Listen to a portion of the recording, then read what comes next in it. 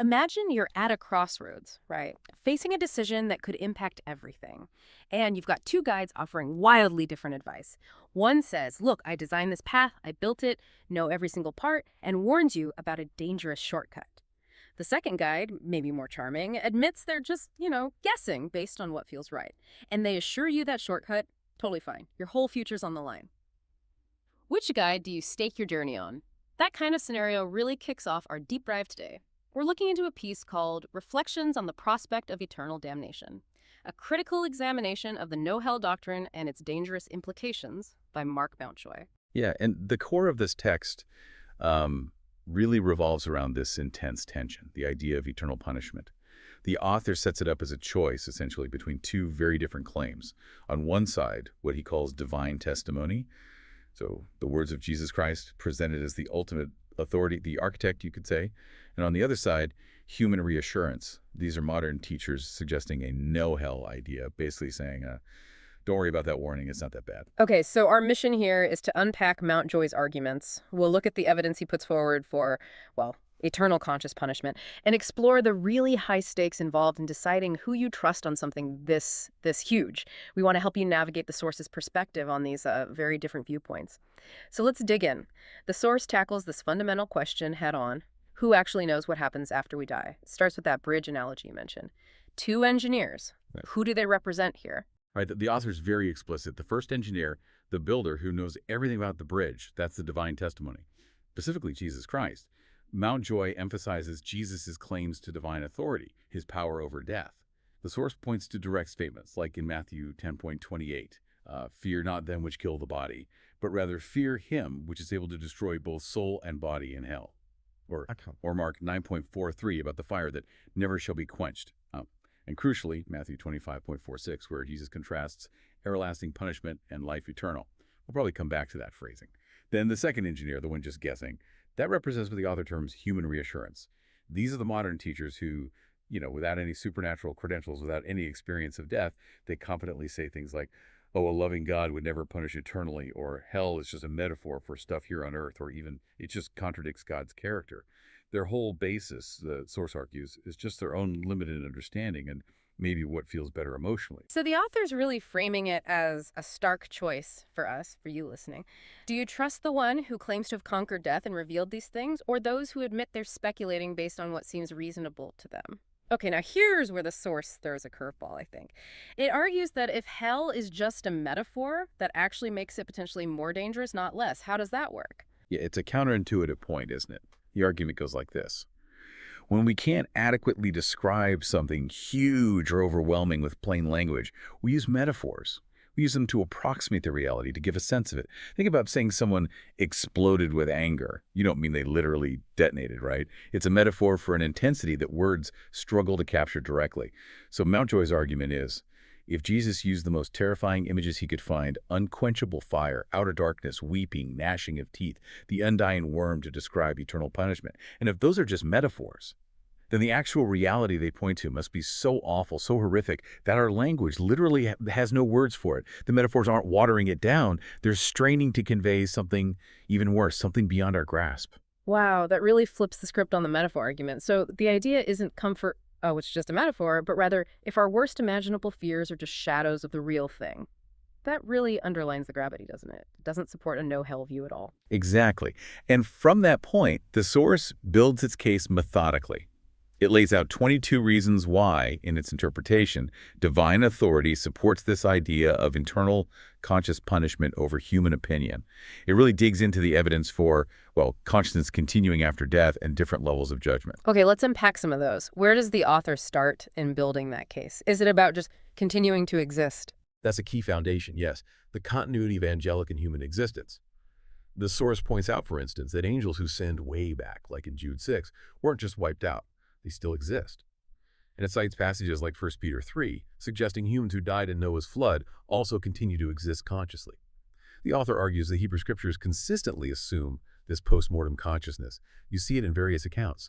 Even references things like priests offering sacrifices for dead soldiers in 2 Maccabees, showing a belief in continued existence. So for the source, death isn't the end of awareness, it's a transition. Then there's the argument from Jesus' comparative judgments. He often said things like judgment would be more tolerable for ancient cities like Sodom compared to cities that rejected him. Well, the author says those comparisons only really make sense if everyone involved still exists and experiences judgment differently. Annihilation doesn't allow for more tolerable. And when Jesus talks about greater damnation, that also implies conscious experience, just at different levels of intensity. And that leads right into a really critical language point: parallel eternities. In Matthew 25.46, the Greek structure Jesus uses for eternal life, dourion, is identical to the structure for eternal punishment, klosino aion. The author's point is stark. They stand or fall together linguistically. If eternal life is unending, then by the same grammar, eternal punishment must also be unending. You can't really have one mean forever and the other mean temporary, based on the text itself. Okay, so the very words Jesus used, the grammar, links the duration of both fates. That's a powerful point from the source's perspective. What about more narrative examples? Does the source highlight specific stories? Oh, absolutely. Big emphasis on the account of the rich man and Lazarus in Luke 16. The source presents it not as a parable, but a direct narrative. It even uses names. And it describes quite vividly a conscious afterlife. Awareness, memory, physical sensations like thirst, heat, concern for family left behind. Clear communication, but also an impassable separation between the righteous and the wicked. And it explicitly mentions this place of torment. It's a picture of conscious, ongoing experience. The source also focuses on Judas's fate. Remember Jesus saying it would have been better for Judas if he had not been born. The author presses on that. How could simply ceasing to exist be worse than never existing in the first place? It suggests for the author a future state of suffering so dreadful that non-existence would have been preferable. Then looking at prophetic texts, specifically the book of Revelation, the source highlights the destiny of Satan and beast worshippers. Revelation 20 talks about Satan's final eternal torment. And Revelation 14 describes those who worship the beast being tormented with fire and brimstone. The smoke of their torment ascendeth up forever and ever, and they have no rest day nor night. In quotes, too. I mean, the language there is about as explicit as it gets regarding conscious, unending punishment. And finally, the source discusses the second death's permanence, the lake of fire described in Revelation. It's shown as continuing even after the new heaven and earth are established. So the author argues this signifies a permanent, ongoing state of separation and torment, not some temporary cleanup or just blinking out of existence. Right, so it's quite a cumulative case the author's building, not just cherry-picking verses, but weaving together different strands narrative, linguistic, prophetic, all pointing, in his view, towards ongoing conscious existence and judgment after death. Exactly. And he adds that this view isn't some modern invention. It aligns with the mainstream ancient Jewish understanding. He contrasts it with the Sadducees, who denied any real afterlife. Their views were closer to modern no-hell ideas. But the Pharisees, whose views on the afterlife Jesus often seemed closer to, they believed in conscious eternal reward and punishment. Okay, let's address the elephant in the room, though. What about the argument, well, a truly loving God just wouldn't allow that? That feels like a very common objection. The source calls attempts to soften the doctrine dangerous. Why dangerous? Well, the author basically argues that these attempts offer false comfort. It's like taking down warning signs near a cliff edge because the signs are unpleasant. The comfort isn't real because those offering it, humans, have no actual authority or power over what happens after death. It's reassurance they can't back up.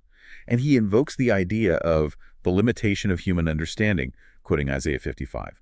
My thoughts are not your thoughts, neither are your ways my ways. The core message is, our human feelings about what seems fair or loving, however strong, don't actually count as a theological argument against what divine authority is stated. Our sense of justice doesn't define God's. That's a sharp distinction, our feelings versus divine revelation. Yeah. Okay, so bringing it all together, what are the practical takeaways for you, the listener? The source pushes for a kind of risk assessment, right? Looking at the potential outcomes if each side is wrong. Absolutely. It's presented as a very clear risk calculation. Scenario 1, if the no-hell advocates are wrong, well, then those who follow their reassurance face eternal conscious punishment, and those advocates bear a heavy responsibility for promoting false security. No human can fix that mistake. The consequences, as the author sees them, are infinite and irreversible. Scenario 2. If the traditional doctrine advocates are wrong, then those they influenced simply experience annihilation, they cease to exist. There's no ongoing suffering. In that case, the advocates were just overly cautious about spiritual danger, perhaps. The consequences are finite and temporary non-existence, not eternal pain. So, purely from that risk perspective, the potential downside of being wrong about the no-hell view is infinitely greater, according to the source. It's quite a sobering calculation. It is. And the author circles back to the bridge analogy. If you trust the guesser, the second engineer, and the bridge fails, you don't get to blame the first engineer, the builder, for being unloving with his warnings. You just face the reality of trusting the wrong source. If Jesus warned about this, the source insists he had the right and the obligation to. The fact that we find it disturbing doesn't make it untrue. It confirms something serious we instinctively want to avoid. And remember that metaphor point. If the scary images are metaphors, the reality is likely worse, not better. So ignoring the warnings because they seem too extreme is, for the author, utter folly. So where does this deep dive leave us? It seems the source presents a really stark binary choice. Trust the one who, it claims, conquered death, holds divine authority, has a perfect track record, and explicitly warns about eternal conscious punishment. Or trust other humans. Humans who haven't died, have no supernatural authority, and, as the source puts it, admit they're guessing based on feelings and preferences. Trust them when they assure you the divine warnings are overblown. The source's conclusion is pretty blunt. The no-hell doctrine asks you to bet your eternal future on human intuition, trumping what's presented as direct divine revelation. And the author doesn't mince words, calling that presumption, maybe even rebellion, not faith. Hope versus wishful thinking with infinite stakes. So the ultimate question posed isn't, does hell fit my sense of fairness, but rather, do I trust the authority who alone knows and determines what comes after death? Exactly. It really pushes you to consider. When faced with authoritative information that clashes with our own feelings or what we wish were true, how do we tell the difference between genuine knowledge and just? What's the eternities? The source leaves us with those powerful quotes. It is a fearful thing to fall into the hands of the living God, from Hebrews. And that Isaiah passage again, for my thoughts are not your thoughts. As the heavens are higher than the earth, so are my ways higher than your ways. It comes back to that bridge. Does it hold or doesn't it? And the source implies only the engineer who built it really knows for sure.